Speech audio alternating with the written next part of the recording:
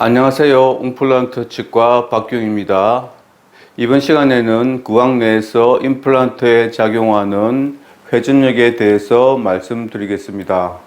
저작을 하게 되면 크라운에 교합부하가 작용하는데요. 이때 수평 혹은 수직으로 한 방향으로만 작용하는 교합부하는 드물죠. 작용점이 픽스처의 중심을 벗어나면 수직 방향의 교합부하일지라도 일부 수평으로 작용하고 비스듬하게 작용하는 교합부하는 수직 수평으로 다 작용합니다. 게다가 혀가 크라운을 수시로 밀고 있기에 교합부하는 주로 수평으로 작용하지만 수직으로도 상당 부분 작용하고 하므로 지대주나 픽스처에 요구되는 고정력은 수평 고정력과 수직 고정력 둘 다입니다. 픽스처에서는 수평 고정력을 둘레에서 얻고 있고 수직 고정력은 하단면에서 얻는 것이 가장 효과적인데 물렁한 망상구리에서 상대적으로 부족합니다. 그래서 부족한 수직 고정력이 둘레 표면과 맞닿아 있는 단단한 칠밀구가의 마찰에 의해서 보강이 됩니다. 협설 측에서는 골질과 상관없이 골유착이 단단하게 되니까 이것이 가능하지만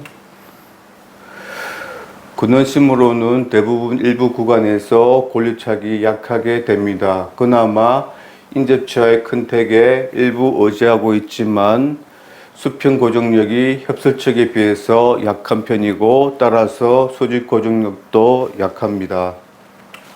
특히 꿀질 나쁜 상황에서 골유착이 불량하게 된다면 수평 고정력도 부족하고 따라서 수직 고정력은 더 약해집니다. 그래서 픽스처가 침하될 수 있어서 교합이 낮아지는 가장 마지막 원인이 된다고 저는 보고 있습니다. 그러나 오늘 말씀드리려고 하는 것은 회전 방지 고정력입니다. 수평 및 수직 고정력과 회전 방지 고정력이 픽스처와 지대주에 필요하다는 점은 다들 알고는 계신데 그중 회전 방지 고정력에 대해서는 대수롭지 않은 것으로 보고 계신 것 같은데요. 하지만 구강 내에서는 제작시뿐만 아니라 평소에도 꾸준하고 지속적인 회전력이 크라운을 통해서 지대주 혹은 픽스처에 작용하고 있는데 생각보다 그 양이 커서 간과해서는 안 된다는 것이고 문제가 되는 것은 반시계 방향의 회전력입니다. 물론 반시계 방향 회전력은 보통은 지대주에 먼저 작용해서 결합나사나 지대주를 풀어내는 식으로 문제를 만들지만 만약 지대주가 완전 결합이 되고 또 픽스처 외벽이 늘어나지 않는다면 회전력이 픽스처에 최종적으로 전달됩니다. 물론 이런 경우에도 골질이 좀 괜찮겠지만 만약 골유착이 약하게 되어 있다면 픽스처가 반시계 방향으로 돌 수가 있습니다. 하지만 인접치와의 컨택에 의해서 크라운 회전이 제한되니 살짝만 돌게 되어 있고 또 교합력이 픽스처를 누르고 있으니 픽스 자체가 돌아서 빠지는 일은 없어서 표시가 안 납니다.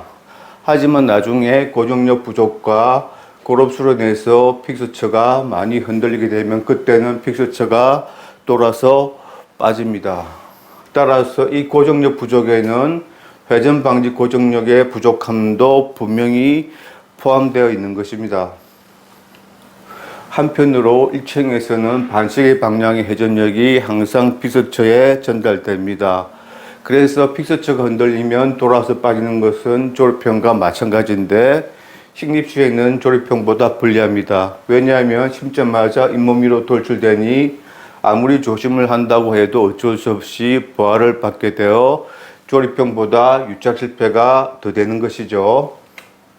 특히 골질이 나쁘면 회전력에 대해서 가장 취약합니다. 왜냐하면 픽스처가 동그란 원이라서 회전이 잘 되는 데다가 근원심으로는 아직 골유착이 되기 전이라서 초기 고정을 거의 못 얻기 때문입니다. 따라서 회전력을 받으면 쉽게 돌아서 유착 실패의 원인이 되기도 합니다. 그래서 픽스처의 회전 방지를 위한 구조가 필요해 보이는데 하부에 커팅 엣지 말고는 없죠. 하지만 자연종과의 거리가 멀고 또 물렁한 망상골이라서 회전 방지 효과가 약합니다. 이 점은 조립형도 마찬가지입니다만 심을 때는 잇몸 속에 묻어두니 아무런 부하를 받지 않아서 유착이 일체형보다 잘 되는 것입니다. 그리고 조립형도 지대줄을 연결하고 나면 마찬가지로 교합 부하를 받게 되는데 일체형과 마찬가지로 여전히 회전력 방지력이 가장 취약합니다. 왜냐하면 골질이 나쁘면 유착이 되고 난 후에도 근원심에서의 골유착이 약하게 되어서이고 또 확실한 회전 방지 구조가 없어서이죠. 어쨌든 그나마 지대주보다 픽스처가 회전력을 더 잘 받아냅니다. 왜냐하면 그림으로 대충 봐도 지대주와 픽스처가 맞닿는 면적보다 픽스처와 지대주가 맞닿는 면적이 크고 길어서 픽스처의 회전 방지력이 지대주의 회전 방지력보다 크기 때문이죠. 따라서 지대주는 회전력을 받으면 잘 돌기 때문에 삽입부가 동그랗지 않고 확실한 회전 방지 구조, 예를 들어 육각형의 핵사가 있는 것인데 대신에 완전 결합이 되어야 돌지 않겠죠. 이를 반대로 말하면 만약 지대주가 불완전 결합이 되거나 회전 방지가 안 되는 동그란 지대주를 쓰면 지대주의 회전 방지력이 부족해서 지대주가 돌고 나사가 풀리는 것입니다. 그러나 지대주가 회전 방지가 되면 픽스처가 돌 수가 있는데 이 경우는 골질이 나쁜 데다가 픽스처의 확실한 회전 방지 구조가 없었습니다. 어쨌든 이처럼 지대주와 심지어는 픽스처까지 돌릴 수 있을 정도로 구황 내에서 작용하는 회전력이 상당합니다. 그러나 이런 점을 납득을 못하면 픽스처의 확실한 회전 방지 구조를 마련하지 않고 또 회전 방지가 안 되는 지대주를 쓰게 됩니다. 그래서 구황 내에서 작용한 회전력이 무시해도 될 만큼 작지 않고 크다는 점을 이해할 필요가 있습니다. 회전력이 발생하는 원인 중 하나가 혀의 운동입니다.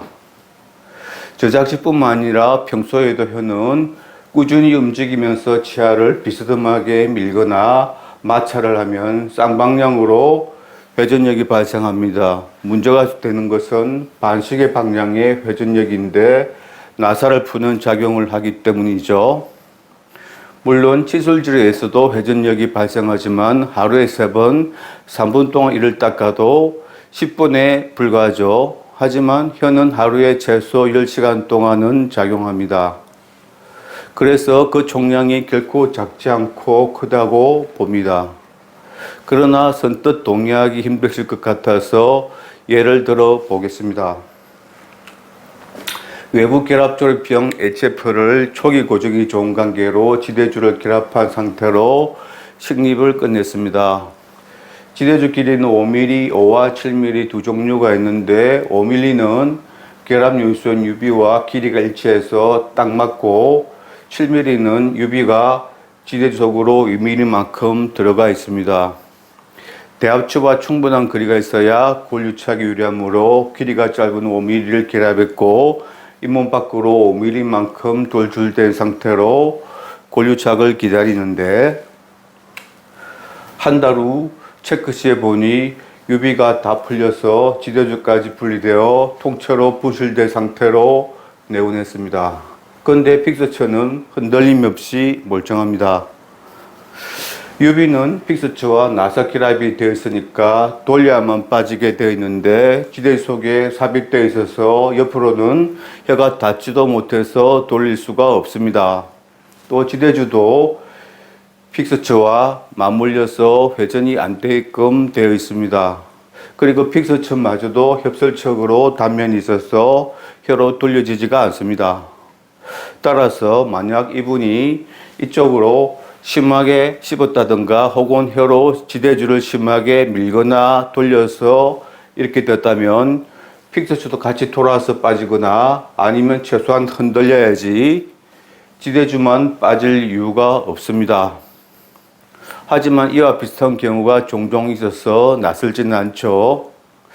픽서처는 멀쩡한데 유비만 조금 풀려서 살짝 아래로 삐져나온 상태로 네모난 경우가 있었어이죠. 그럼 어떻게 유비의 나사 결합이 풀렸을까요? 유비 상단면에 핵사움을 혀끝으로 돌려서 풀어낸 것이죠. 누가 일부러 나사 드라이브로 풀어내주지 않는 한 이거 말고는 설명이 안 됩니다. 기가 막히죠? 혀의 움직임은 이처럼 어메이징합니다. 만약 길이 7mm 지대줄 연결했다면 못 풀어냈을 겁니다. 하지만 대합체와의 간격이 좁아져서 식리 실패가 나올까봐 짧은 5mm로 유착을 시킨 것입니다. 물론 일부러 풀어낸 것은 아닐 테고 무의식 중에 자꾸 돌려서 풀어낸 것이죠. 따라서 힐링캡을 연결하거나 지대줄을 다시 연결한 것은 의미가 없고 이대로 6달을 기다려서 유착이 된 후 길이 7mm 지대줄 연결하고 크라운을 했습니다. 이 경우는 HF의 경우라서 그런 게 아니냐고 하시는 분도 계실 것 같아서 원장님께서 많이 써봐서 잘 알고 있는 기존의 조립형의 경우를 예로 들어 보겠습니다. 가장 많이 쓰고 있는 본에벨 픽스를 심어서 잇몸 속에 묻어두면 커버 스크류에 해가 닿지 않으니 풀릴 일이 없고 픽스처도 돌지 않습니다. 그러나 힐링 어바터를 처음부터 식립시에 연결하거나 아니면 골 유착으로 연결했던 경우에는 잇몸 위로 살짝 올라와 있을 뿐인데 힐링이 풀려서 왔던 것을 본 경험이 분명히 있었을 것입니다. 힐링 어바터는 보시다시피 픽스 속에 나사 결합이 되어 있으니 밀어서는 안 되고 돌려야 풀리거나 빠집니다. 이처럼 구강 내에서는 나사 결합 정도는 거뜬히 풀어낼 만한 크기의 회전력이 꾸준히 작용합니다. 또 트랜스 무코젤 픽스처는 심자마자 잇몸 위로 살짝 돌출된 넥을 혀로 돌리면 픽스처가 돌 수가 있는데 물론 골질이 나쁜 경우입니다. 따라서 유착 실패가 본에벨 픽스처보다 더 잘 되는 것이고 다시 말해서 확실한 회전 방지 구조가 픽스처에 없기 때문인데 아까도 말씀드렸지만 기존의 동그란 픽스처는 하부의 커팅 엣지 말고는 효과적인 회전 방지 구조가 없어서이죠. 반면에 흡설적으로 마주보는 두 개의 단면이 있다면 픽스 상부에서 단단한 치밀골과 맞물려서 회전 방지가 잘 될 것입니다. 따라서 바이커스의 단면은 같은 골폭에서 지름이 더 큰 픽스처를 심을 수 있다는 것 말고도 픽스처에 회전 방지 효과도 있는 것입니다. 혀의 운동에 의해서 골 유착 실패가 될 수도 있고 또 크라운을 하고 난 후 지대주나 픽스처까지 돌 수가 있다는 점이 아직까지도 납득이 안 된다면 교정학 시간에 배웠던 내용을 기억해 보시기 바랍니다. 혀를 내미는 습관이 있으면 혀로 미는 힘으로도 멀쩡한 자임치 앞니가 앞으로 뻗어져서 돌출된다고 하잖아요. 길쭉한 자임치 뿌리도 밀리거나 도는데 동그란 픽스처나 지대주가 돌지 않을 이유가 없죠.